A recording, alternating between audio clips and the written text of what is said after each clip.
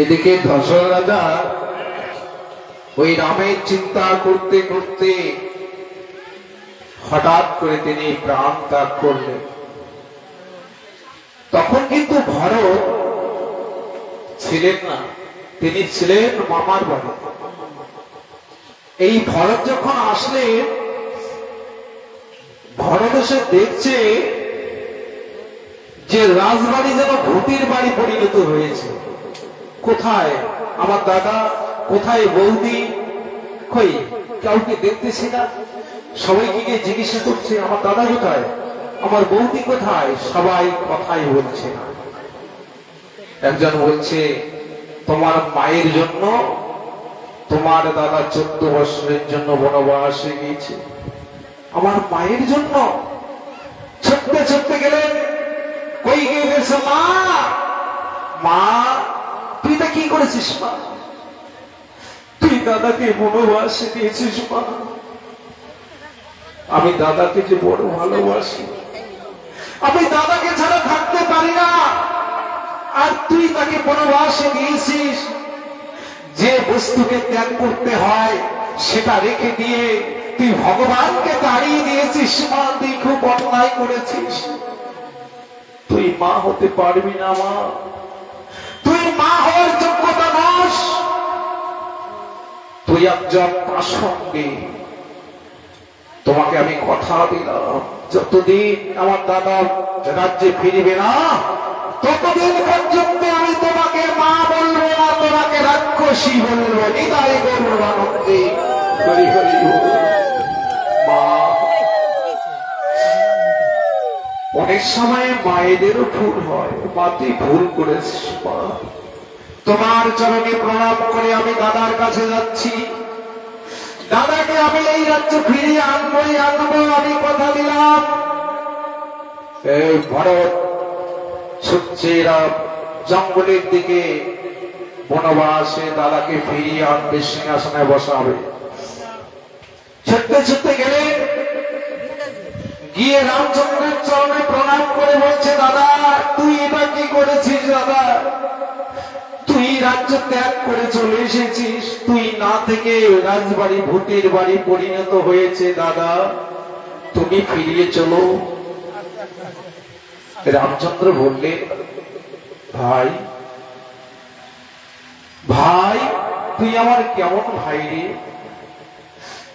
দাদা যদি ভাইদের সম্পদ ছেড়ে দিয়ে আসে ভাইদের কত আনন্দ হয়, আর তুই আমার কেমন ভাই, তোকে রাজ্য ছেড়ে দিয়ে এসেছি আর তুই আমাকে ফিরিয়ে নিয়ে জন্য এসেছিস ভাই, তুই আমার কেমন ভাই। না দাদা তোমাকে যেতে হবে ভাই, আমি পিতার আদেশ পালন করব না ভাইয়ের অনুরোধ শুনব, কোনটা করব। তখন রামচন্দ্রের কথায় ভরত বলেছিল দাদা আর আমি পারলাম না, দাদা তুই যখন আর রাজ্যে ফিরে যাবি না, এই যে আমি মাথায় করে কাঠের পাদুকা নিয়ে এসেছি দাদা, আর আমি কোনদিন সিংহাসনে বসব না। এই যে মাথায় করে আমি কাঠের পাদুকা এনেছি, তুমি এই কাঠের পাদুকায় চরণ দাও, এই চরণ, এই পাদুকা নিয়ে গিয়ে আমি সিংহাসনে রাখবো, আর সিংহাসনে রেখে আমি পূজা করব, আমি কোনদিন সিংহাসনে বসবো না। তাই বলবো আনন্দে হল। তাই রামচন্দ্র যতদিন রাজ্য বনবাস থেকে ফিরে আসেনি ততদিন পর্যন্ত ভরত কিন্তু সেই সিংহাসনে রামচন্দ্রের পাদুকা পূজা করেছিলেন। আর যখন রামচন্দ্র রাজ্যে ফিরে এসেছিলেন তার পরবর্তীকালে ওই ভরতকে রামচন্দ্র বলেছিলেন ভাই রাজ্যে ফিরে আসলাম, বলো তুই আমার কাছে কি চাস, কি উপহার। তখন ভরত বলেছিলেন দাদা আমি তোমার কাছে কিচ্ছু চাই না, কিন্তু তোমার কাছে একটাই আমার চাওয়ার আছে, সেটা হলো আগামী জন্মে যদি কোনোদিন আমার তোমার সঙ্গে দেখা হয়, আগামী জন্মে যদি কোনোদিন তোমার সঙ্গে আমার দেখা হয়, তুমি আমাকে আর ভাই করে জন্ম দিও না। রামচন্দ্র বলছে, এটা কি কথা বলছিস? আরে ভাইয়ের সঙ্গে দাদার কি একটা সম্পর্ক, আর তুই ভাই হতে চাস না? দাদা, আমি আর ভাই হতে চাই না। যেদিন তোমাকে বনবাস থেকে ফিরিয়ে আনতে গিয়েছিলাম, তুমি আমাকে বলেছে, তখন তুমি আমাকে বলেছিলে আমি পিতার আদেশ পালন করবো না, ভাইয়ের অনুরোধ শুনবো। সেদিন যদি আমি তোমার ভাই না হয়ে বন্ধু হইতাম, সেদিন আমি তোমার কোনো কথা শুনতাম না, তোমাকে টানতে টানতে নিয়ে এসে সিংহাসনে বসাতাম। কারণ ভাইয়ের তো ওই জোর খাটানো যায় না, বন্ধুর সেই জোর খাটে। সেদিন যদি বন্ধু হতাম, সেদিন তোমাকে টেনে নিয়ে আসতাম। তাই তোমার কাছে আর কোনোদিন আমি ভাই হতে চাই না। আগামী জন্মে যদি কোনোদিন তোমার সঙ্গে দেখা হয়ে যায়, সেদিন আমায় বন্ধু করে জনম দিও।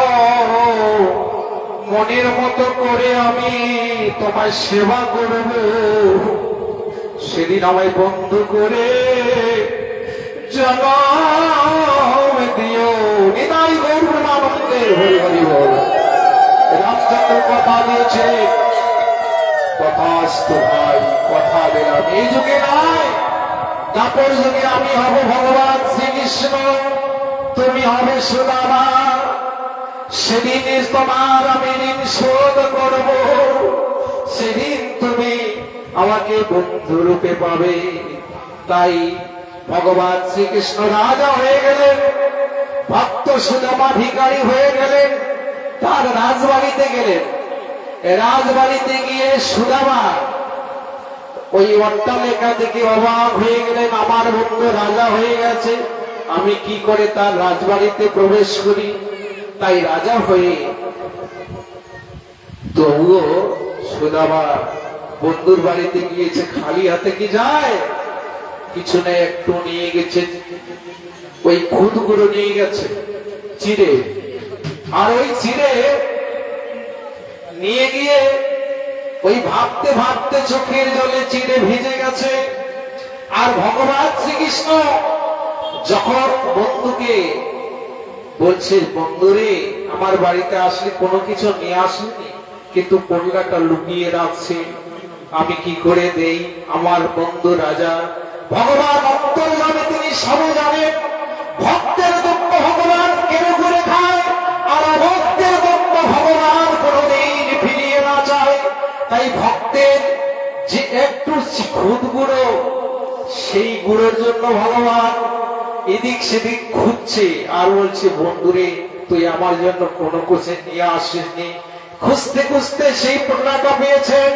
এবার ভগবান কি করলেন, বন্ধু তুই আমার জন্য কত সুন্দর বস্তু এনেছিস, খুলে এক মুষ্টি খেলে, আর এক মুষ্টি খেয়ে আর এক মুষ্টি খেতে যাবে।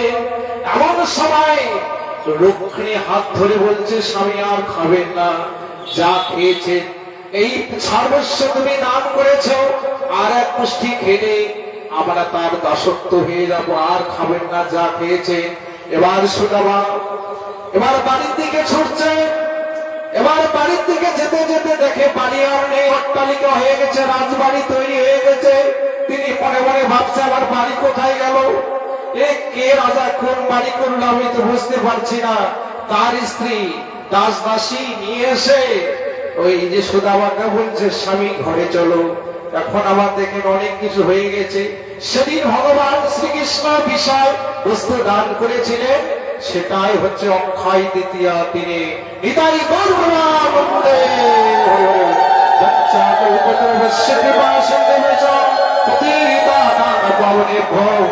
সর্ববৈষ্ণবে ভো নমো নমো। নিতাই গৌর প্রেমানন্দে।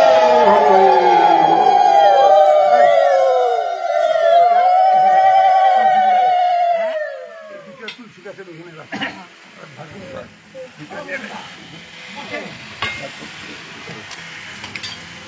তুলসী গাছে ভেঙে